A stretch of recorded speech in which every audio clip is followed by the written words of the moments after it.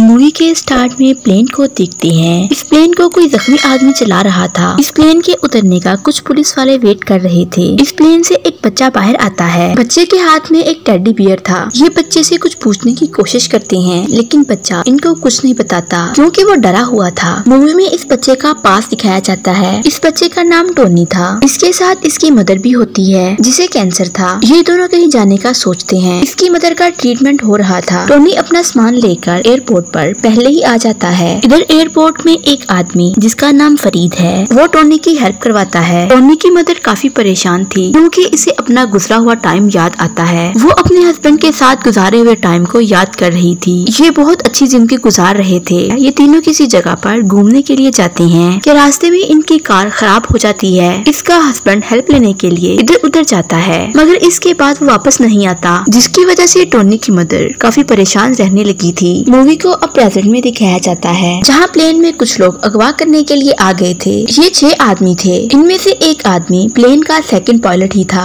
ये सब देखकर टोनी डरता नहीं है, बल्कि वो मैप देख रहा था। इस मैप में इसको एक जगह का पता चलता है जो प्लेन में ही थी, जहाँ जाकर वो छुप सकते हैं। टोनी अब वहाँ जाने लगता है, लेकिन इसकी मदर इसे मना करती है। लेकिन इन लोगों को लगता है कि टोनी भाग रहा है। इसमें से एक आदमी टोनी की मदर को गोली मार देता है। एक आदमी टोनी को पकड़ लेता है। टोनी काफी डरा हुआ था। अब मूवी पास में जाती है, जहाँ टोनी की मदर काफी परेशान थी क्योंकि टोनी का डैड अभी तक घर वापस नहीं आया था। वो इसको तलाश करने के लिए जाती है, तो वहाँ इसे एक घर दिखाई देता है। वो इस घर में एंटर होती है, तो वहाँ पर इसे अपने हस्बैंड के पाँव के निशान मिलते हैं। लेकिन वहाँ पर एक वैम्पायर इसे देख लेता है। ये थोड़ा और आगे जाती है, तो वहाँ पर इसे एक लाश नजर आती है जो इसके हस्बैंड की थी, जिसे देखकर टोनी की मदर काफी रोती है। इसके पीछे एक वैम्पायर आता है। अब ये सोचते हैं कि हम यहाँ से कैसे निकलें। अभी ये लोग सोच ही रहे होते हैं। इतनी देर में सुबह हो जाती है और सूरज की रोशनी से वैम्पायर जल जाता है। लेकिन वैम्पायर ने टोनी की मदर का हाथ काट लिया था। अब यहाँ ये पता चलता है टोनी की मदर को कैंसर नहीं था, बल्कि ये भी एक वैम्पायर बन चुकी थी।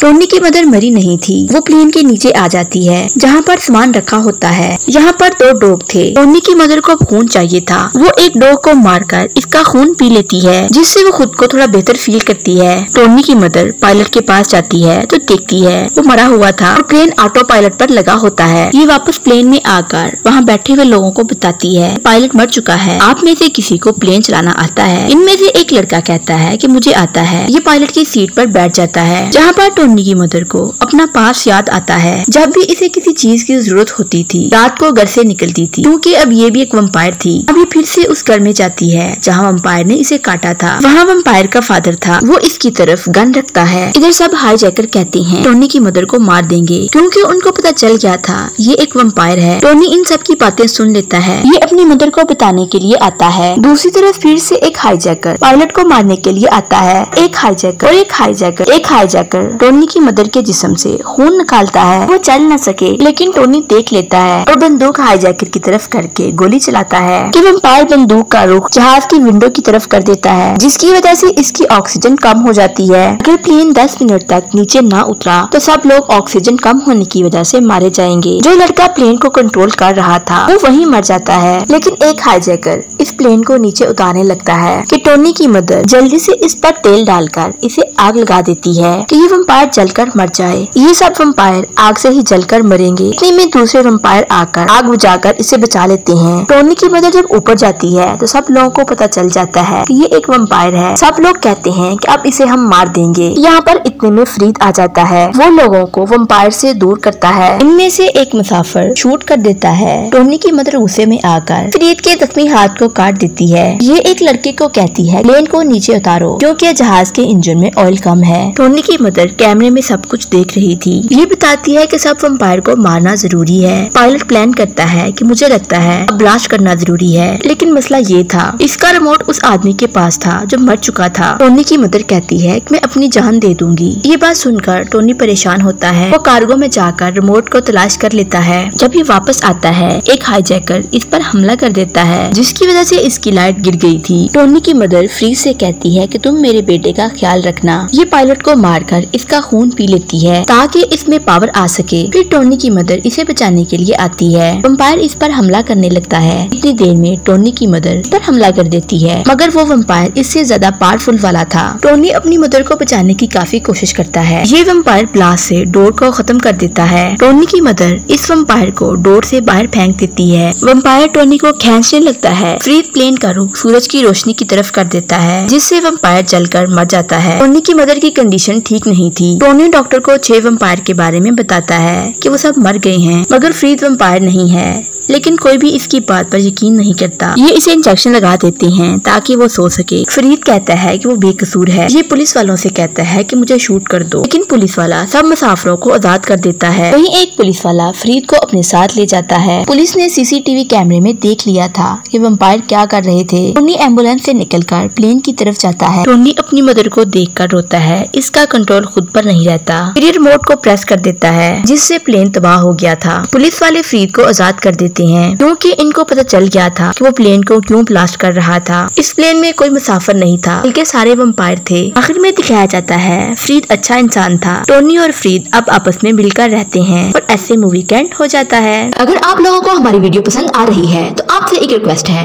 हमारे इस चैनल को ज्यादा से ज्यादा लाइक, शेयर और सब्सक्राइब कर दें। बेल आइकॉन को जरूर प्रेस करें ताकि हमारी हर आने वाली वीडियो आप तक पहुंच सके। हमारे चैनल को 2% लोगों ने सब्सक्राइब किया हुआ है, जबकि 98% लोगों ने सब्सक्राइब नहीं किया। सो उनसे भी रिक्वेस्ट है कि वो भी हमारे चैनल को सब्सक्राइब कर लें। आपकी सपोर्ट हमारे लिए बहुत अहम है।